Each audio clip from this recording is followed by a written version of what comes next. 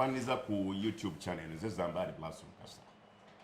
Nakugamba nti abantu abatuula ku YouTube channel eno ba service provider mu mikolo egyenjawulo.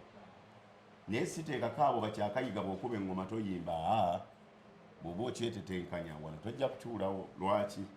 Njagala okusunsula abantu abatuufu naawe gwagala okukola omukolo yonna gy'onoobeera omanye who is who era ki kyayinza okukolera. Leero omukyala gwendeese tugenda kwogera ku bya kutimba naawe omanye okutimba bwe kubeera. Mwena kimanyi muwulira DECOR events. Omukyala nnyini kampuni eno nnyini kirowoozo nnyini kugitandikawo gwendi naye. Jenny nkwaniriza. Nange okusanga sebo. Nze nkumanyi nga DECOR. Naye amanya amatuufu nga tondatandika kola kampuni. Amanya amatuufu bampita Jemin Nanyonga. Jemin? Yes. Nanyonga. DECOR kivaawo? DECOR kiva ku my friend. Okay. When nasomanga naye Nalia SS. Okay. She was called Nicola. We were good friends. No mubulamu ne company? Kati she was Nicola, I was Jemin. So Nicola J ne DECOR ne Nico to make DECOR. Nze bulijjo nomanyi mwami we yali makati awo. Omwami talinamu yadde linnya. Omwami alinamu mu company ey'okubiri because we have two companies. Hey. DECOR events, stroke Mwerere events. Wama chovula ba homo ndaba Mwerere events awo ndaba DECOR. Yes. Kati yo mwami yaddukanya Mwerere. No, nze nziddukanya. Kati emirimu olubagi bookinga batya. When I book Mwerere, omwami abeeramu. When I book DECOR, oba gwe ne mukwano gwo, Nicholas. No. Nicola. Nicola. Nicola yali mukwano gwa my best friend n'afuna cancer. Oh. And she died of cancer. Oh my God. And she was my best friend. So waliwo nnyo Nicola olw'embeera ne yes, I was there what. Kati buli ka business kanke natandika nga nkyali mwana muto. Ng'omujjukira. Nga nkozesa nnyo DECOR. So from all of business when natandika obwo bwa designing what and what bonna buliko DECOR. So most people know me as DECOR. No, that's a big heart, Joyina. So what mukwano gwo mwasoma busome naye n'omwagala nnyo tukana mubbula mu company because mukama yamujjulula n'afa mbudde obukyali nga tatuuse eno. I know ndowooza ne gyali awo mule mirembe. Kama mulungamye. Ekirowoozo ky'okutandika okutimba ku mikolo kifuna ddi? Kati ekirowoozo ky'okutandika okutimba ku mikolo nali nga ndi mu ngoye nga ntikula ngoye from China. Mwaka kyo? That was 2000 from 2013 up to 2016. Ng'otikula ngoye kuva China? Yes, nga tikula ngoye kuva China. So in the middle of the road twalina nga tuyingira ennyumba yaffe ey'omukyalo. So I was like, let me go to China. Nze n'omwami wange. Wene ey'omukyalo n'ey'omu town? Uganda kinyuma. Udayinza okukyaya gy'osula. Wene ey'omukyalo n'ey'omu town? Ey'omu town erudda wa? Eri Seguko. Okay. Awo abugagga awo. Ate mukyalo? Eri Luti. Mbalala. Oh, aya ne tujja okulebana n'enshakali. Okay. Kakati kirowoozo kijja. Yeah, so kati wengenda okutikka ebintu bya nnyumba, furnishing the house, nga ngamba no we have to do some DECOR. So kati nga ngenda mu katale nga ntandika olonda ebintu bya DECOR naye nga mbiraba bulabi ku mikolo. I didn't have that idea kubanga nalina particular job nga ntikula bintu downtown Nabugabo. Kati bintu we byatuuka so twali tukola party. It's me who decorated the function for the housewarming. Then everyone was like, decorator chona atimbye Mbalala. Decorator chona nga nze netimbidde kubanga ninamu that art in me. Okola fine art? No. Ne kiri kizaali. Kiri kizaali. Oluyonjo yonjo olwo lwenkulabala bamuweeronda. So kati from there ne wayitawo ng'emyezi. Then I was doing my son's baptism. Still netimbira. Oyina n'abaana? Yes. Nga bameka? I'm a mother of 3 kids. Bana basatu? No etimbira? Yani netimbira. So from there, kati waliwo omwana kubajja okunsikirako draping. Yeah, nangamba naye madamu mukama gwawa simanyi ennyama gwawa amannyo gwatawa amannyo ne mugamba why nangamba you have all these things ne omanyi nti I didn't know about nti mu diko mwe muli haya mwe muli enyama gwa tamuwa manyo kati ngandaba nina ebintu ebinungi nnyo by that time because obutebwe nali ndeseye bwaliko shivari ezo nga zakajja ne mugamba kati engeri gye mpikinga amangu mu business ne mugamba sooka onsomeremu on not so you come back tomorrow. That guy came back. He's called Sad. He's a very good boy. Mudiko is sounding. Sad yorokwogera ataina mannyo katonda gwawe ennyama kyankwatako tugambagamba mwe tujja ebirowoozo so kati ne mugamba komawo enkya ewaka so nenjogeramu n'omwami wange ne ngamba nono omuvuka yagambye n'ebintu tubiterese wano ate eri babipangisa let us try this tulabe n'omwami awulira nangamba kale muyite akomewo mwogeremu so mulabe tuza bipangisa tena fitandika okwetimbira tukole ne kampuni kati ngomuvuka ntwaleyo nga soka nantwaleyo mu bizimbe byo wansi ebya events ebyo byokupangisa noma kabichi by that time Equatorial yaliko abantu batini ne mugana neze sagala kavuyo maybe we can start this side kati kati twali twakajja ebintu ewaka nga tubipakinze bwe tukumotoka bimaze otuuka ku Equatorial ne bangamba madam obutewo bupangisa otya immediately ngotukawo na butuuzi kati tebwayingira mu dduuka ne babutwalirawo they were 100 pieces ne ngamba ate bagenda butwala ate bampe sente ate babunzirize babukumina bulungi ne ngamba te mu ngoye tutunda we don't get any money ne ngamba omwami wange no business ze napikingirawo engeri gyendi nova mu ngoye nabugabo kati oli mu kutimba kati nenzira mu kutimba olwokuba nti nalina ati munze n'okubanga mmanya ebirungi kola ki kyotakola nga bonoganze nkola kino kino sikikola kati kampuni yaffe nnenemuko olw'okuba nti tutimba we hire obutebe obw'enjawulo amameeza ebintu ebirungi eby'omulembe ebiri ku market tubikola tubituusa okuva ebweru tutikkula different types of furniture chairs, tables and so on. Then still tulina screens. Tupangisa screens. Zinezibera ku mikolo. Zino TV, but these panels, TV panels. LEDs. Then even tukola lighting. Nga olaba wa stages. Owa nga olaba ebyebivulu kati byatandise nabyo mukama mulungi ebyo mu mikolo kola lighting mukola. Yeah. Kola lighting so kusomoza bakikufunidde mu kutimba kungi kale si kungi nyazi in that olusi client akwegayirira nnyo bana atakusasula n'ekirala nga womanyi enkuba ekuba ensiri nga obimanyi kale size challenge ennyo people have challenges naye n'ekirala nga abantu okutuvuma like ba customer wakuwa sente ze oba miliyoni kale tugambe 2 abeeranga akuwadde nti ebintu byoleese biri worth miliyoni 2 ate kitabeera ekyo kubanga nyiza okubanga nasitudde akatebe kenkuletedde ku mukolo gwo nga buli katebe nakagule China $10 wokamala okusasula bino byonna nga kali mu sente empitirivu naye kati ate buba client tebatubalamu magezi sometimes not all but abatinitini nakuvuma like tegeza okuvuma kuli nnyumba ntabakuwadde emikolo abanga akuyambye nti oli munaku nnyo akuyambye okukuwa omulimu ate nga si bwe kitobwe kiri because in the first place osooka nojja n'oneegayirira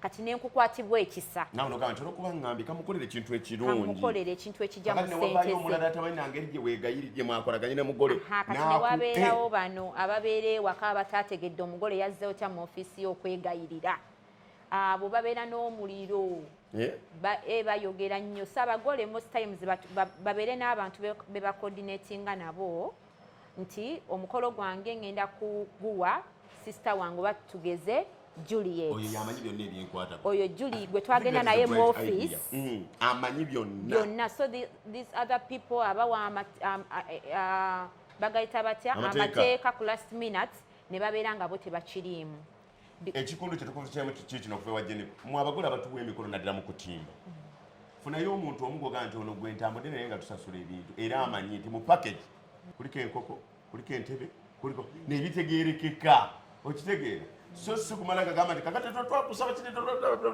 nga n'olumu nga n'okuba tebiri ekyo ekisooka wabeewo omuntu akolagana ne service provider nammwe obutereevu so si mugole ekirala kati ekirala abagole batuwa nnyo obuzibu mu nsasula. Najja n'omugamba omugole you agree on that certain amount of money, okay, let's say like million 2. Najja ng'akuwako emitwalo 2, emitwalo 5 nga zaafunye mu kusooloza. So kyendabamu ekyo neziba enzibu okubaako kyotegekamu. Kituufu toyinza kubeera. Etaano zirinnya mu booda, ugenda otuuka nkuga nti ebimuli nga tewabigula nga nawe zaabula totegedde. So singa omugole wakiri oba okoze omukolo gwa kubanga million 2 ziba nnyingi. To those who can't afford, kola 5 installments 4. Beko nange kyenzikola. Naye gwe n'oŋŋamba jangu mu meeting tufunyeyo mitwalo 2. N'ogamba ago gaggwawo tonnaba na kutuuka gy'okola ki? Gy'ogenda. Exactly. So sometimes kyemuba mulaba baddecorator abayaaye, baddecorator. Naye nga naye obusente wamuma mu bubi. Naye nga naawe obusente mazima wamumuwa mu bubi. Wakiri kuŋŋaanya mu installments nga 4. Kati kategeke bulungi asaba million 2 leero kamuwe 5 oguddako 5 leddako 5 nawe oli 5. Naawe 5. Kiki ekikyusekyuse mu kutimba kugwe nga mu mutimbi kyemulaba kino kikyuse kino tukijjemu kino tukirekemu? Kati bingi ebikyuse nti ng'ebintu nga kati ebyo ebitambaala byonna bigenze bivaako, ebintu ebyedda bigenze bivaako. Mwateekangako ebitambaala ku meeza? Twateekangako ebitambaala kati tukozesa glass tables, simplicity, kantu kalungi. Omukolo lighting, professional lighting naye akola omukolo nga mulungi. Tongeddemu bodywork wansi nti omukolo gwonna tugukuba according to what someone ensawo ye eri etya. Bodywork kyeki? Bodywork tukuba body wansi ne tuteekako okubikka obusubi, ebisooto ebyo nkese enkuba etonye, so oyo bodywork atuyamba nnyo. Naffe ebintu byaffe ne bitaguba, nabo bennyini omukolo gwabwe ne gutabeera mu kyafu musso nga mu bifaananyi. Kikyolaba nti newankubadde abagole bakyakisaba abatimbi naye nga tekisaanidde bandibadde bakikyusa?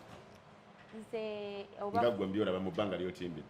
Mu bbanga lyentimbidde abantu bandibadde oba bava ku fruits z'oku tables, ebibala ebyo bateeka ku tables.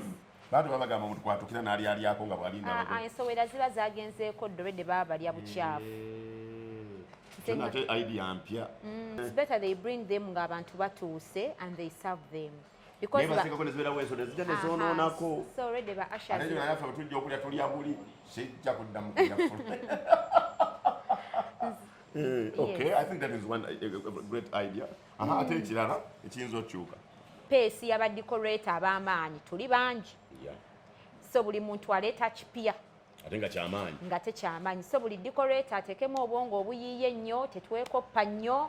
Gundi yakoze kino nange nkireeto, noyatise kino nange nkireeto. Naye gwe otya amangu from 2016 noba nga oli w'amaanyi bw'oti Jeniko. Oli omu muba one of the best naye ng'oyanguye okikuba okikoze otya amangu? Okikuba ndowooza. Ki ekikusobera? Okay, what niche do you have? That unique character that you always... The unique character I have, first time when nayingira ekintu nasoma market. Naye ndaba nga market erimu ebituli bingi. Oh yeah. You took time to know the market. Yes, exactly. Okay. So nga ndaba market erimu ebituli tenaba kubeeramu bintu biri class. Kati nze omu kuba atandika ebintu ebiri class kati abantu bye bakozesa in the market of decoration. Oli ne baba nonya table za mulembe ne baba nonya butebe bwa mulembe byonna gw'obirina. Era first time yange ogenda otikka ebintu nagenda natikka container namba. Ey'ebintu nga sente ozijje wamangu awo. Ebintu ebyali bizo kumukola ku mukolo gw'ewammwe ogw'okuyingira ennyumba mwe mwajja capital atikka container namba. Oba nawe walinawo obusente obutono? Nalina, of course nali mu ngoye nga ne business y'engoye ekyarandinga. Okay. N'omwami wange nga naye ateekamu kasente. Nga naye anteekamu. Ndowooza bannange abali mu bufumbo mulaba bw'oyamba ku muntu ebintu bijjira kwasenga omwami tabadde supportive tebyantambudde bulungi. Okutimba kuba kwakiro naye akuleka naye baka ewaka gwe n'ogenda n'otimba. Era n'abaami abagumiikiriza nabo tubeebaza kubanga emirimu gy'okutimba gino mizibu. Nnaku 3 nga tusula bweru. Ogwa kufa abasajja abampi nga otuzeeyo ennaku 3. Naye okay, ekikyakuba kiba kituufu. Okutimba kwe Uganda wano kubanga gw'otimbyeko n'ebweru, otimbye Burundi, otimbye Rwanda, otimbye South Africa, otimbye DRC, njawulo ki gy'olabye nti ab'ebweru baagala kino n'ab'enna Uganda baagala kino? Kyendabye ku Uganda we are so creative. Abaana b'e Uganda kati balina waaka. Like when you look at the big decorators here, you see that tukyusiza ebintu. Kutekamu ku bwongo obusinga ku. Obwongo art. Ensenda tezinafuna nnyo. Si nnyo. Abantu abalala abalina art omulungi they are Nigerians. Okay. But here wano mu batwetoolodde kale tugambe Burundi, Rwanda, Congo, Sudan. Tebalina wadde ne we batituuka. Abaana baano balina art. Kigeza nti omuntu ne bw'aba wa Kenya nawa ng'ayagala ofuna ekintu ekirungi ate omutimbi amujja Uganda. Omutimbi amujja Uganda. Hey, creativity. Yes, creativity. Olabawo enkola y'okuteekawo essomero nga lisomesa kutimba wano? Ye ndirabawo most so me I want it like in Ochikola. 5 years to come. I want it but still I have to go for further studies. Yeah. Nfune obwongo. Oyongeremu ojja ku bino ebyo bye weeyiza ng'omuntu. Nzije ku bino nganze bye neeyiza ng'omuntu ate nyongeremu amagezi g'essomero. So you buy ideas from oyagala kulaga wa? Wa weera okusuubira wanansi? Lebanon. Yeah, Lebanon, one of the countries ezisinga okubeera ne creativity. Yes. Mu nsi yonna ndowooza Lebanon gye zisinga okubeera ne creativity ennungi mu kutimba nakera mu abasomedde mu Amerika simanyi wambu wasoma kutimba. Tebalinawo waaba. Tolina kyolina Lebanon era ng'enkakasa ntuufu. Ebyo nanga biwedde. Okusomozebwa okuli omu ba service provider njagala tuyinza kutereeza tutya one abatimbi mulina omuze osanga ow'ebyuma ng'amaze okubiteekawo n'omutabukira bijjewa byonoona ddiko wange pozi ng'emizindalo gyo myeru kyokka olaba omuzindalo naye muddugavu agukombe bukombi gufuuke mweru ne mufuna okukaaya n'okulungi ne mbasanga mu kidaala nga muli mu kukaaya naggamba ow'ebyuma abeera eri n'ow'ebyuma nga nange nina kubeera wano obandabira ne muyomba. How can we address that? No, what brings that most, for example, the function I had at Serena last week. Nti decorate oba wasuzeewo ng'okola nga tosetinze buli kimu so singa bano abantu tugira ku time y'emu oba nabo ne baleeta their things. Ebyuma tasobola kuleeta gw'ojjawo ennaku 3 before. Ajje ku lunaku olusembayo nga tukola final touches. Agambe you know what Jeniko ebyuma byange ngenda biteekawo mu nsonda. You advise. We advise. Okitegera kati osanga namaze table set up. Kubanga tuba abaana baba bakooye ng'ate gojja n'ebizindalo byo nti omuzindalo gwange ojja tisaawa na 6 already you are late omukolo gugenda mu maaso jjo ogwirana n'ebizindalo byatalusi bibeera bidduka n'emizindalo gyogere bulungi tebajambaza they should dress their ekigenda kati weetegesa nekola n'ab'ebidongo nabo ba yeah like singa ba service provider kati nganze timu yange nnene I have a public system era oli waba mpadde omukolo gwe you don't get disappointed tolengera na ku muzindalo wadde nti gwa black buli kimu kibeera purely white nakyo gitimba emizindalo tugitimba you just know the sound but you can't see where the music is coming from and where people amaloboozi wegogolera yes mbitaddemu because olwokwanjagala nti ate omukutu guno naguteekawo ffe ba service providers abali nnyo mu mbaga tubeeko bye tuyiga nali wano ne selector sula abamu ku ba DJ ne pioneer nabo bajja dda ku gundi eno naye ne baŋŋamba ti omutimbi kati njagala tukole nga ba service provider tukolere wamu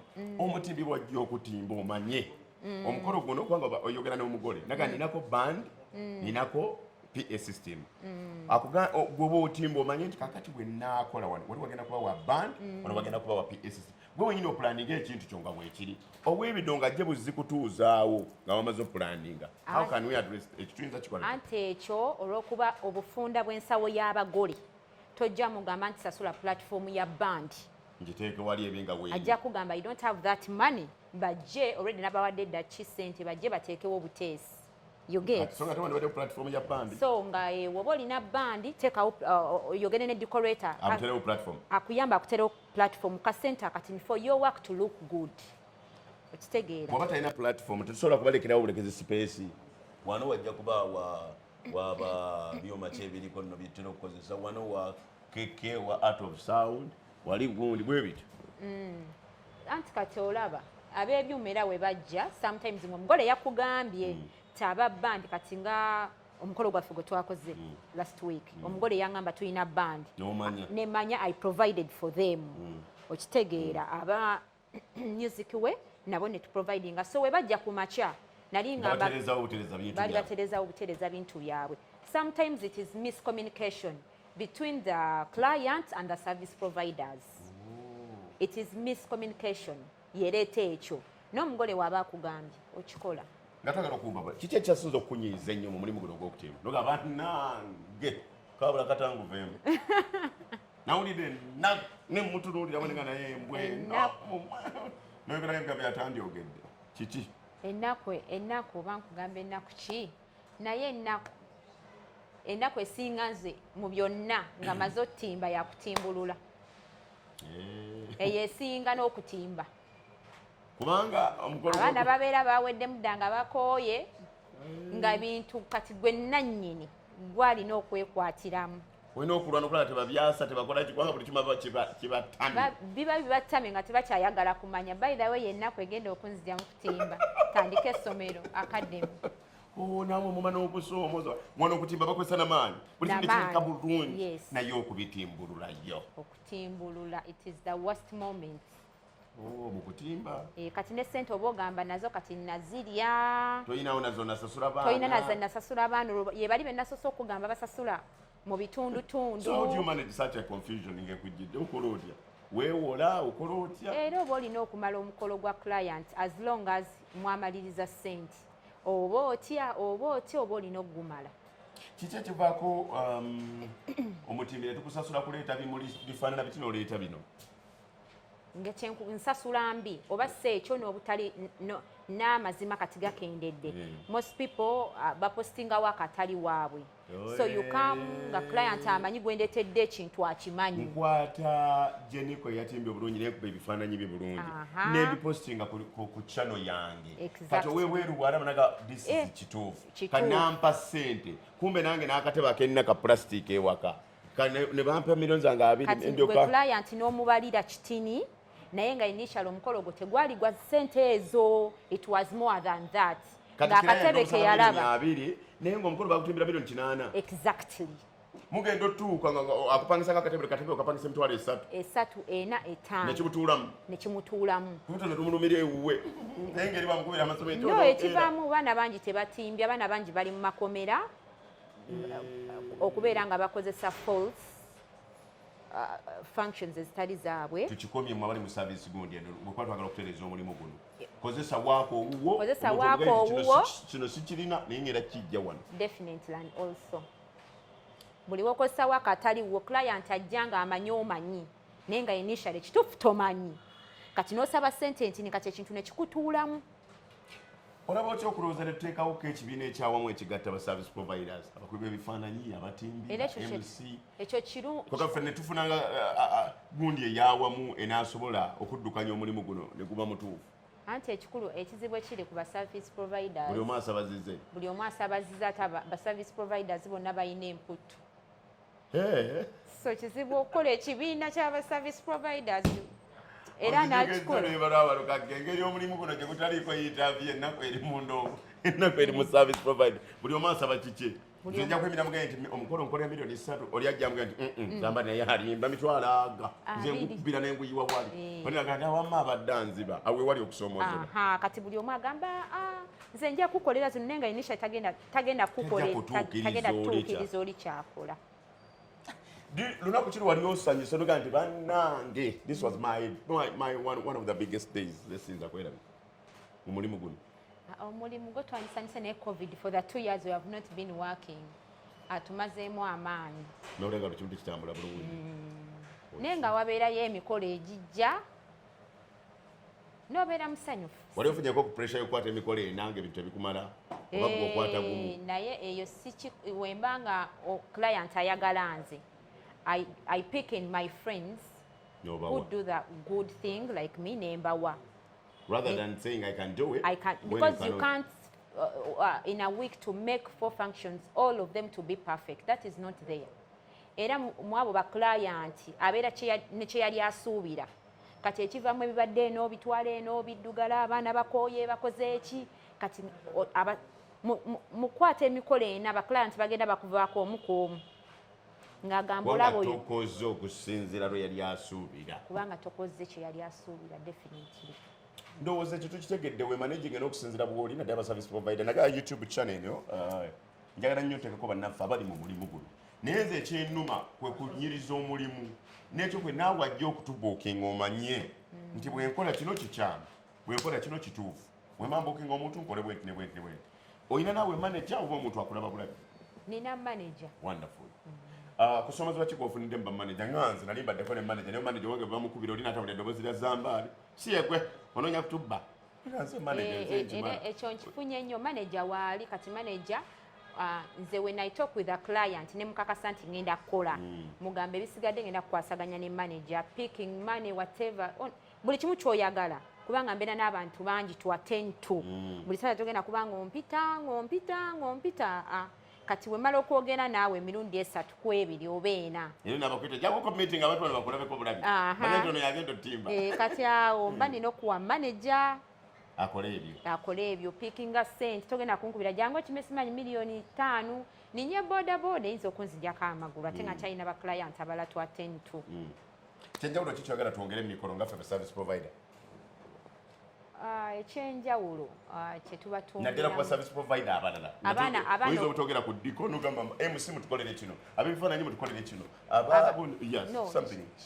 kyenjagala twongeremu abaana okubeera smart ku site ng'abaana bambadde abantu babeera bazze bagize abaana bamala okukola me I always tell my team mujje n'engoye zammwe I always make uniforms for them bwe bamala okukola ne bagenda they shower off then ne bayambala engoye za kampani nti omuntu ne waabanga waliwo akasimu akaabuze babeera bamanyi nti abaana ba Jeniko oba mwerere events babadde mu uniform bo tebalinga bali abazze obuzi ku mukolo naye kati buli woobeera n'abaana batandika ekyana ekibadde wano ekiddugala kyekibya akasimu naye nga so si mwana wo kubanga tubeera n'abaana ano nga tumaze nabo ebbanga so babeera bamanyi omwana nga mulimu gwe tayinza kubba ssimu ku mulimu ate waakola akumanyina bulungi kyekyejja mukwata exactly so kati ba service provider bagezeeko ddala abo ab'ebidongo bajja n'abantu nga baddugala nnyo babambaza uniform so in case of anything bagamba omwana wa Jeniko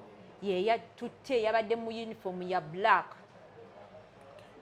yes weeraba wa mu myaka 10 okuva kati neeraba wala nga Allah mpadde obulamu oli musiraamu ndi mukazi musiraamu nze ono nkwita Jemini oli musiraamu myaka 10 weeraba wa gambye batya myaka 10 neraba okubeera nga nina academy esomesa abawala n'abalenzi abato abagala ebyokutimba n'okwenoonyeza ku ssente